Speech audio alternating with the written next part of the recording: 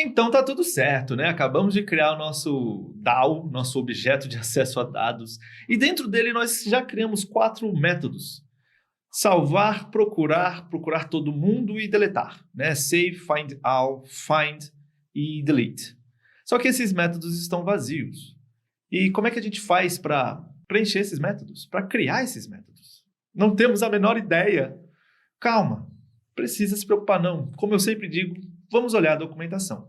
Mas antes da gente falar sobre documentação, eu quero que vocês entendam uma coisa muito importante, que é quando estamos manipulando um banco de dados, nós gostamos de usar o CRUD. O CRUD nada mais é do que um anagrama para 4 palavrinhas mágicas, que é o Create, Read, Update and Delete, que traduzido para o português fica criar, ler, atualizar e deletar. Quando nós estamos manipulando um banco de dados, as 4 coisas que nós precisamos apenas é criar alguma coisa, criar um dado, criar uma tarefa, ou ler uma tarefa, né? Ler algum dado, ler alguma coisa, atualizar um objeto, seja esse objeto uma tarefa ou alguma outra coisa, ou no máximo deletar essa tarefa, deletar esse objeto, deletar essa informação do banco de dados.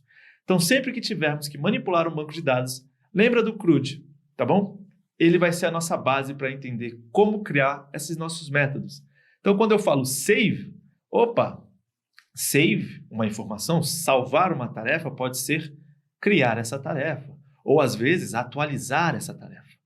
E o find all, procurar uma tarefa, pode ser ler essa tarefa dentro do nosso banco de dados. O find único também é uma função de leitura do nosso banco de dados. A única diferença é que um está procurando todo mundo e o outro está procurando uma tarefa ou objeto específico. E o delete, nem preciso dizer, é o deletar uma tarefa, deletar uma informação. Então já estamos aqui criando funções baseadas no CRUD, tá? Então beleza, a gente já sabe o que temos que fazer, mas a gente não entende como podemos implementar isso no nosso aplicativo, né? Usando o Flutter, usando o Dart. Para isso, vamos dar uma olhada na documentação do SQFlight, né? Que é nele que a gente está pegando todos esses dados para implementar o nosso banco de dados. Então, nele, podemos ter alguma luz. Então, eu vou abrir aqui a nossa documentação do SQFlight, né? Que nós já bem conhecemos. Vou deixar disponível aqui o site também do pub.dev/packages/skflight.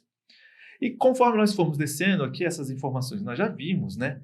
Mais para baixo, logo depois do Opening Database, que nós já vimos também, começamos a ver algumas demonstrações de tarefas, de métodos, de funções do nosso SQFlight. Então, nós temos tarefas de deletar um banco de dados, abrir um banco de dados, inserir informações nesse nosso banco de dados, dar um update, né, alterar essa informação, ler essa informação e até deletar essa informação. Nós temos isso aqui.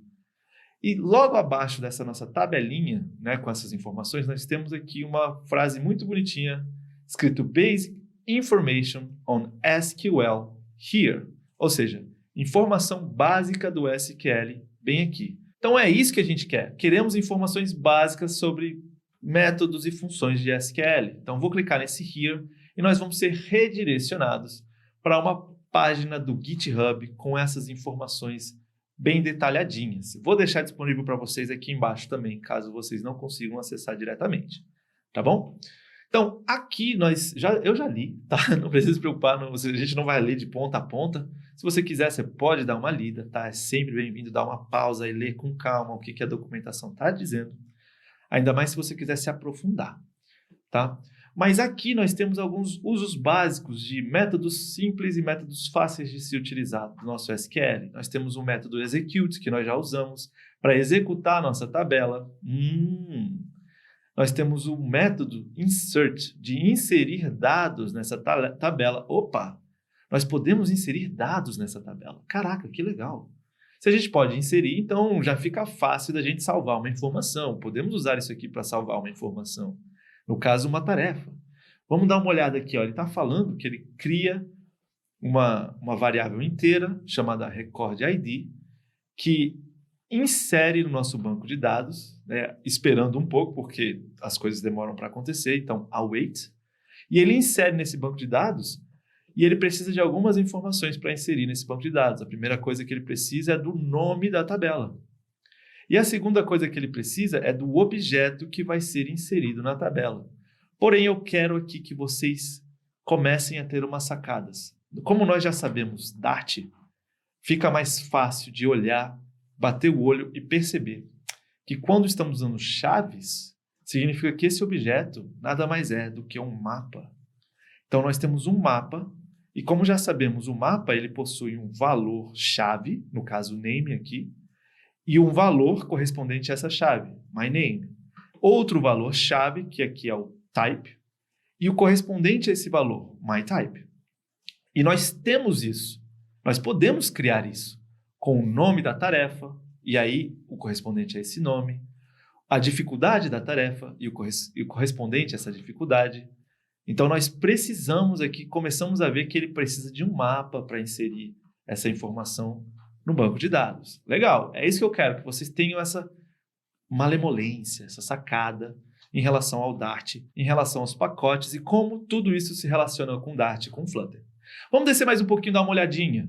Nós temos aqui o query. O query é responsável por ler conteúdos da tabela. Opa, então já temos aqui o responsável por ajudar a gente a construir o nosso find e o nosso find all, né? E ele precisa aqui o quê? Do nome da tabela e uma coluna específica que ele vai procurar para ler dessa tabela. No caso, ele está lendo várias colunas, uma coluna nome, uma coluna tipo, né? E a gente pode dar uma brincada aqui. Eu vou até descer um pouco mais, porque lá embaixo tem uma coisa bem legal do query que eu quero mostrar para vocês. Eu vou descer mais um pouquinho.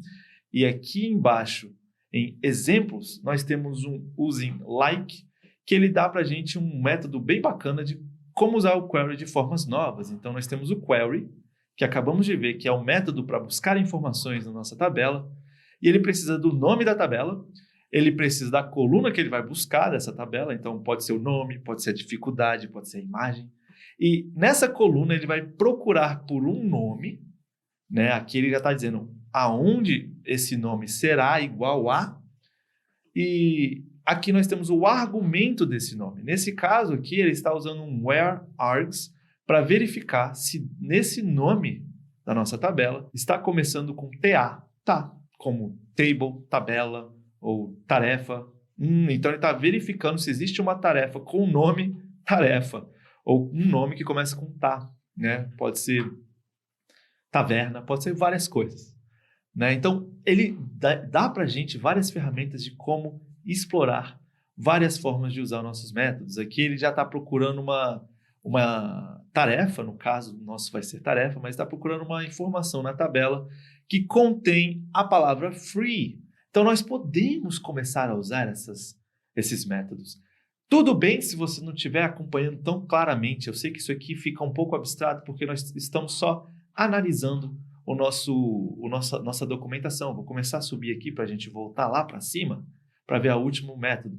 E tá tudo bem se você não estiver entendendo tudo. A gente vai implementar essas coisas e vai tudo ficar mais claro com o tempo, tá? Mas eu quero que vocês entendam que não faz mal ter essa frustração quando está lendo a documentação.